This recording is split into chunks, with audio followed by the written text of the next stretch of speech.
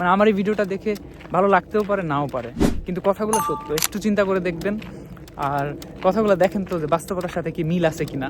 আজকে আমি আপনাদের সাথে শেয়ার করব খুবই একটা মানে জানি যে এইসব বিষয়ে অনেকেই মোটিভেশন দিছে আপনাদের, বাট আমি তারপরে বলতেছি আসলে লাইফে অনেকেই থাকবে মোটিভেশন দেওয়ার জন্য, বা বাস্তবিকভাবে কেউ সঠিক পথ দেখায় দেওয়ার মতো এমন মানুষ খুব কম পাওয়া যায়। মানে আমার জীবনের থেকে আসলে আমি বলতেছি, লাইফে অনেক মানুষের থেকে মোটিভেশন পাইছি বা মোটিভেশন নেওয়ার চেষ্টা করছি বা চিন্তা ভাবনা বা জ্ঞান নেওয়ার চেষ্টা করছি। তার মধ্যে সব থেকে বেস্ট ওয়ে যেটা আমার মনে হয়েছে বই পড়া। এবং কিছু কিছু বই পড়লে আপনাকে এই যে ভিডিওগুলো দেখেন না, মানে মোটিভেশনের নানান টাইপের যে মোটিভেশনাল স্পিকার আছে, সো তাদের থেকেও আপনি বেশি ইন্সপায়ার হবেন। কারণ বইয়ের বিষয়গুলো এমন যে মানুষ জ্ঞান অর্জন করতে হলে তার কয়েকটা জিনিস প্রয়োজন। তার মধ্যে একটা হচ্ছে বই পড়া, আর একটা হচ্ছে ভ্রমণ করা, আর একটা হচ্ছে সঠিক মানুষের সংস্পর্শে যাওয়া। সেইভাবে করে মানুষ জ্ঞান অর্জন করতে পারে।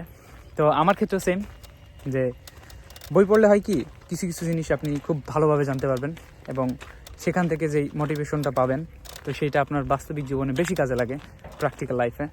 বাট এই ভিডিও দেখে আপনি মোটিভেশন নিয়ে ওইগুলো বেশি কাজে লাগে না। কারণ ভিডিওগুলো মেক করেই মানুষ এমনভাবে অ্যাট্রাকটিভ অ্যান্ড মানে আকর্ষণ করার মতো মানুষকে, যে ওইটা আপনার কাজে লাগুক আর নাই লাগুক, মানে ওই ভিডিওটা আপনি দেখবেন, এটাই হচ্ছে তাদের মুখ্য উদ্দেশ্য থাকে। সো এই কারণেই আমি বলবো যে আমার ভিডিওটাও মোটিভেশনাল ভিডিও, বাট আমার এটাও হয়তো আপনাদের খারাপ লাগবে, বা আমি মোটিভেশনের বিপক্ষে কথা বলতেছি বা পক্ষে কথা বলতেছি, কিন্তু আবার সেই মোটিভেশনই দিতেছি। তো এটাই বললাম যে জীবনে মোটিভেশন নিতে হলে সঠিক মানুষের থেকে এবং সঠিকভাবে, যেগুলো আসলে আপনার বাস্তবতার সাথে রিলেট করে বা বাস্তবতার সাথে সম্পর্কিত বা রিলেটেড, তো ওইখান থেকেই কিছু একটা করার চেষ্টা করবেন। তাহলে আপনাদের জীবন অনেক বেশি সুন্দর হবে।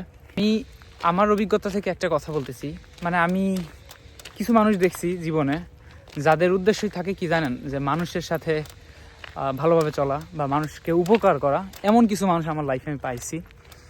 তাদের আসলে ফাইন্যান্সিয়াল বিষয়ের উপরে তাদেরকে জাজ করা যাবে না, বা তাদের ফ্যামিলি ব্যাকগ্রাউন্ড কেমন এটাকে জাজ করা যাবে না, বাট তিনি মানুষ হিসেবে কেমন সেইটা জাজ করেই আমি জাস্ট বলতেছি যে সেই সব মানুষগুলো নিঃস্বার্থভাবে উপকার করছে আমাকে, এবং আমি তাদের থেকে এরকম কিছু উপকার পাইছি। আবার কিছু মানুষ এমনও পাইছি যাদের অনেক ভালো অবস্থান, অনেক সব কিছু ভালো, সে চাইলেই অনেক মানুষকে অনেক উপকার করতে পারে, বাট সে এইটা ঝামেলা মনে করে দেখা যায় যে কোনো একটা অ্যাডভাইস দিবে, ওই অ্যাডভাইসটা দিলে তার কাছে যে নেক্সটে আবার আরেকটা প্রশ্ন করতে পারে, এইটার কথা চিন্তা করেও আপনাকে তারা সেই অ্যাডভাইসগুলো দিবে না।